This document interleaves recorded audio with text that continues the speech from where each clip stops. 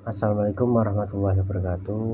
Perkenalkan, nama saya Vigo Setiawan Nazir.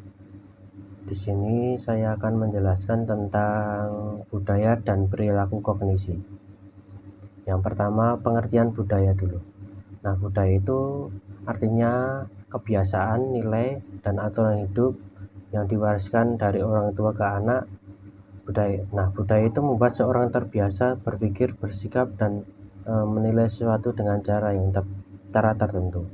Nah, dalam jurnal penelitian yang ditulis oleh Fitri B.R. Sitorus yang berjudul Pengaruh Budaya Terhadap Perkembangan Theory of Mind pada Anak-anak di Sumatera, itu menjelaskan bahwa budaya itu mempengaruhi cara anak memahami pikiran dan perasaan orang lain. Nah, artinya itu sejak kecil cara berpikir seseorang itu dibentuk oleh budaya di tempat dia tinggal. Yang kedua yaitu pengertian kognisi. Nah, kognisi itu adalah proses berpikir seperti mengingat, memahami, menilai, dan mengambil keputusan. Nah, kognisi itu bahasa mudahnya itu cara berpikir, cara kerja pikiran. Yang ketiga itu ada bagaimana hubungan budaya dan kognisi. Nah, hubungan kedua itu sangat erat, sangat dekat gitu loh. Nah, budaya itu membentuk cara berpikir. Nah, sedangkan kognisi itu adalah proses berpikir itu sendiri. Nah, jadi budaya itu menentukan bagaimana seorang itu memahami dunia dan memutuskan sesuatu. Dalam jurnal itu yang berjudul tentang hubungan persepsi identitas budaya dengan penyesuaian diri akademik pada anak TKI ilegal Malaysia yang berimigrasi ke Kalimantan Selatan, yang ditulis oleh Rizky Ayu Wulandari dan Nur Aini, itu menemukan bahwa identitas budaya itu berpengaruh pada cara anak menyesuaikan diri dan berpikir di lingkungan baru. Nah, selanjutnya ada contoh pengaruh budaya dan cara berpikir. Nah, kalau di budaya barat itu lebih berani, lebih mandiri, dan lebih logis. Kalau di budaya timur itu lebih mempertimbangkan keluarga, sopan santun, dan kebersamaan. Nah, ini contoh bahwa budaya itu berbeda. Cara cara cara berpikirnya itu berbeda. Nah, selanjutnya ada faktor yang mempengaruhi cara berpikir seseorang. Ini ada 4 faktor ya. Yang pertama itu lingkungan di tempat tinggalnya.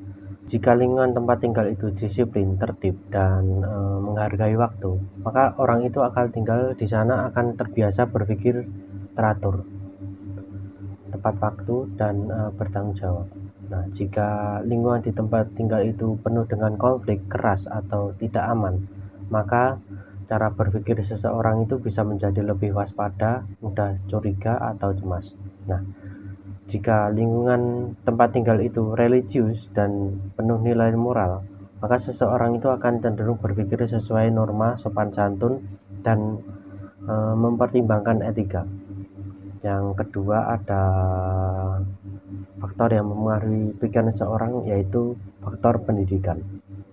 Nah, jika seseorang itu mendapat pendidikan yang baik dan terbiasa diajak diskusi, maka dia akan berpikir lebih kritis dan mudah memahami masalah. Jika pendidikan terbatas atau kurang mendukung, maka cara berpikir itu bisa menjadi lebih sederhana, kurang analisis, atau sulit memahami informasi baru. Yang ketiga ada kebiasaan keluarga. Jika keluarga itu bisa berkomunikasi dengan baik dan saling menghargai, orang itu akan tumbuh dengan pola pikir yang memahami seseorang. Jika keluarga itu sering marah, memaksa, atau kurang kasih sayang, maka seseorang itu bisa tumbuh dengan pola pikir defensif atau cepat tersinggung atau sulit untuk percaya kepada orang lain. Nah, jika keluarga membiasakan anak belajar membaca dan berdiskusi, maka anak itu akan berkembang dengan cara berpikir lebih logis dan terarah. Yang keempat, ada nilai sosial dan dalam masyarakat. Jika masyarakat itu menjunjung gotong royong dan kerjasama, maka seseorang akan berpikir bahwa kerjasama itu lebih penting daripada kepentingan pribadi. Jika masyarakat menekankan persaingan, maka seseorang itu terbiasa berpikir bagaimana menjadi yang terbaik atau mengungguli orang lain. Jika masyarakat itu menjunjung sopan santun dan tata krama, maka seorang itu berpikir harus berhati-hati dalam berbicara dan menjaga perasaan orang lain. Yang selanjutnya ada dampak negatif dari budaya, terutama pada pendidikan.